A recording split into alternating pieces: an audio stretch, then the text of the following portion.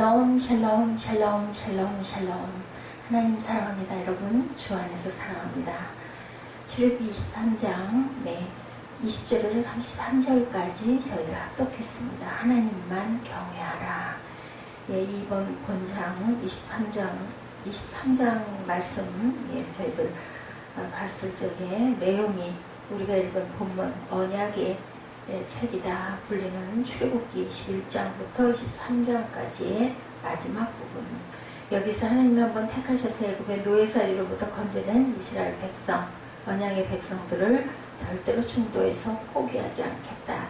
끝까지 약속의 땅으로 인도해 주시겠다라는 약속들이 기록되어 있는데, 약속만이 아니라 요구도 기록되어 있다는 것을 우리가 봅니다.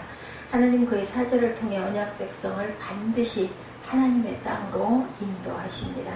예수를 믿는 사람이 죽음 이후에 당신 천국이 있음을 믿습니까? 라고 질문을 한다면 확실히 믿습니다. 이렇게 대답할 줄 알아야 되겠다. 가봐야 알죠. 글쎄요, 알 수 있을까요? 이런 대답은 확신이 없는 그런 대답이죠. 믿습니다. 천국이 있습니다. 분명히 부활이 있습니다. 나는 천국 갈 걸 믿습니다. 이런 분명한 대답을 할 줄 알아야 되겠다.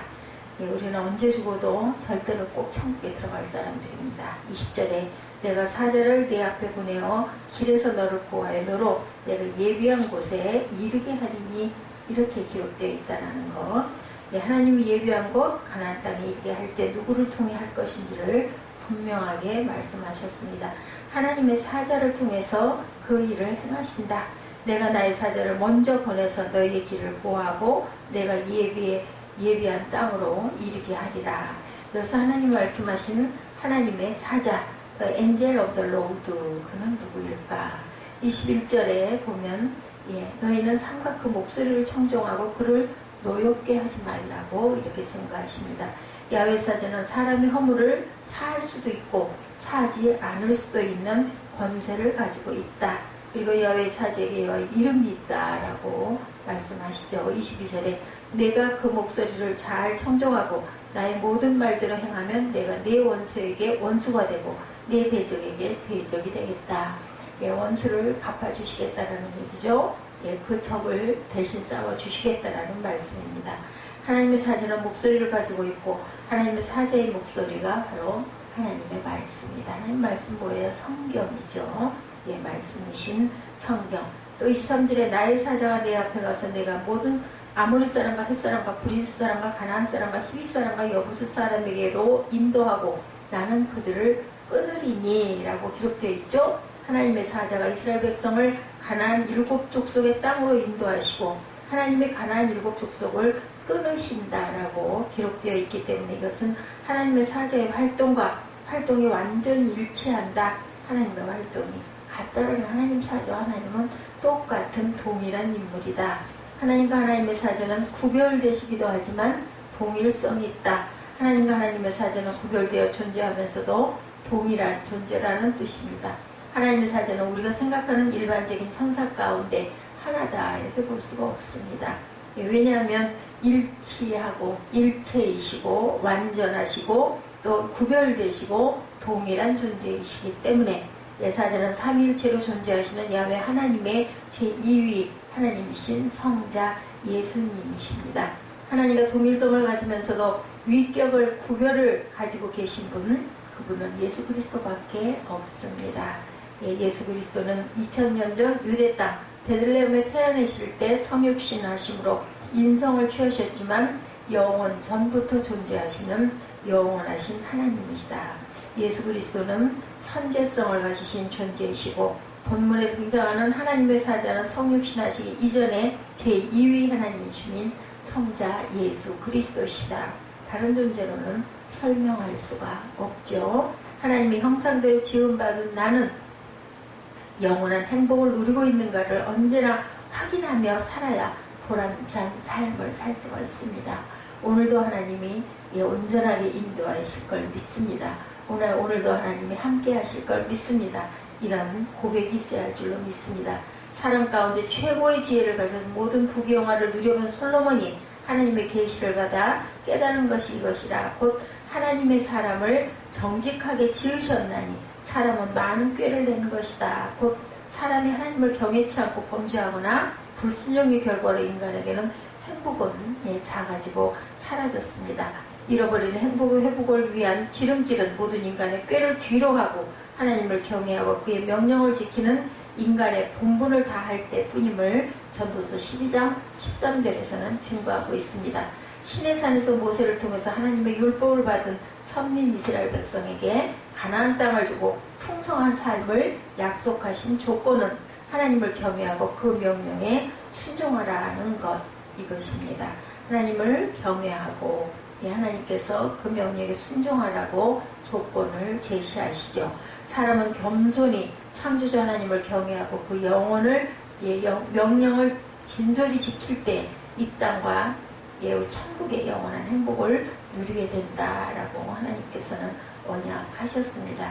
명령을 진솔히 지키고 그리고 하나님을 경외하라. 하나님의 사자가 그들을 보호하고 가나안 땅으로 인도하신다. 20절이죠. 하나님의 정하신 때가 되어 애굽에서 비참한 종살이 하던 이스라엘 백성에게 하나님이 잘 준비시킨 80세의 모세를 통해서 인도하시죠. 놀라운 10가지 재앙을 애굽에 퍼부어서 그것들을 전부 진멸시키고 애굽 왕으로부터 해방돼서 푸른 홍해바다를 또한 건너게 하신 그러한 역사를 우리가 출애굽기에서 봅니다. 마른 땅으로 건너갑니다. 물속을 저벅저벅 들어가서 건넌 게 아니라 발을 딛고 들어가자 쫙 양쪽으로 갈라져서 벽을 쌓죠. 그리고 또한 그 벽이 다시 닫혀서 그 많은 애국군을 물속에 수장시키는 역사를 우리는 출애굽기를 통해서 알았습니다. 봤습니다. 광야 반석에서 물을 또한 마시고 만나와 메추라기를 40년 동안이나 하루도 빠짐없이 공급하시고 신의 산에서 율법을 받아 가나안 땅을 향하지만 약하고 미개한 이스라엘 백성이 모든 면에서 발달하고 수가 많은 가나안 그 땅을 주겠으니 두려워 말라. 이거 어떻게 두려워하지 않을 수가 있겠어요? 우리보다 엄청 강한 자들인데 이스라엘은 약해도 전지전능하신 하나님께는 가능한 것이다.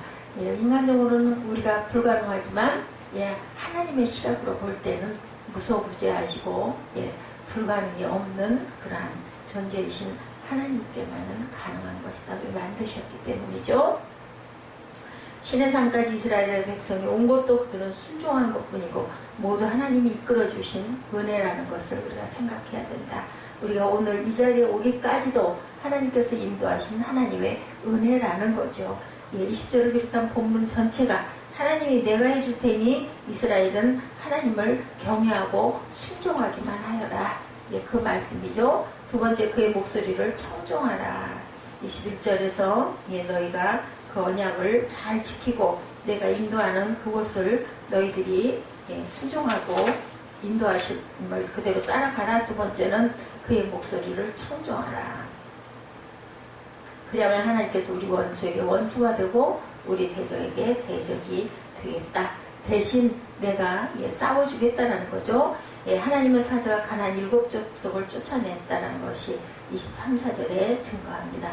이스라엘 백성의 자력으로는 가나안 7족속과 싸움의 상대가 절대 될 수가 없지만 이스라엘이 순종할 때 하나님은 그 모든 족속을 이스라엘에게 붙여줄 테니 모두 진멸하라. 내가 그들을 대신 상대해 주겠다라는 거죠. 훗날 이스라엘 백성이 가나안 땅에 들어갈 때 범람하는 요단강물이 위에서부터 그쳐 백성들이 마른 땅으로 건너갔고 이 소식에 질겁한 여리고성은 난공불락의 튼튼함에도 불구하고 굳게 닫혔으나 어땠어요? 하나님의 계시를 따라 성 주위를 매일 한 바퀴씩 6일간 돌고 7째 날은 7번 성을 들고 나팔을 불고 큰 소리로 외쳤더니 어땠어요? 무너져 내리는 놀라운 역사가 여호수아 6장을 통해서 우리가 일어남을 알았습니다. 여호수아 10장에 아무리 5 왕을 무찌를 때는 큰 우박이 내려서 우박에 죽은 사람이 칼에 죽은 사람보다 더 많았다라고 증거되어 있죠. 태양이 지지도 않고 또한 멈추어 있었다고도 그렇게도 증거합니다. 그를 진멸할 때까지 어둡지 않도록 깜깜해지면 싸우지 못하잖아요. 그렇기 때문에 어둡지 않도록 이스라엘을 위하여 싸우신 이적도 계속 이어집니다. 하나님이 풍요로운 살과 건강 장수를 주신다고 25, 6절에 증거하죠. 이스라엘 백성들이 우상 숭배를 하지 않고 하나님만 경외하고 명령에 순종하면 가나안 땅과 함께 25절에 야훼가 너희의 양식과 물의 복을 내리고 너희 중에 병을 제하리니 26절에 내 나라가 낙태하는 자가 없고 잉태치 못하는 자가 없다. 예, 내가 너희가 날수를 채우리라. 주의할 점은 하나님은 해주신다. 내가 해줄 거니 너희는 나만 따르고 나만 경외하고 그리고 내 말에 순종하라는 조건을 제시하시죠. 이스라엘 백성들이 가나안 땅에 들어갔을 때 하나님께서는 그들에게 짓지 아니한 좋은 집과 거할성을 주었으며 심지 아니할 좋은 포도원을 주고 정착 생활을 할 때 먹고 배부르도록 복을 주셨고 또한 다윗 솔로몬 시대의 세계 모든 왕들이 부러워하도록 넓은 국토와 지혜와 총명과 재물을 하나님이 주셨죠. 우리가 이렇게 풍요롭게 잘 살게 되는 그 모든 것들 또한 우리를 이렇게 그 일제 소나기 아래에서 36년간의 고통에서 해방시켜 주신 그 모든 은혜가 사람을 통해서 하나님께서 하신 것이라는 것을 우리가 분명하게 알고 기억하고 감사해야 된다는 거죠. 특별히 솔로몬의 지혜와 부귀영화를 능가할 사람이 없는 최고의 번영을 주시고 잠언 3000점, 노래 1500곡들의 동신물들을 모두 다 논하시고 천하 모든 왕들이 그 지혜를 들으러 오며 가장 좋고 귀한 음식을 풍성히 먹었음을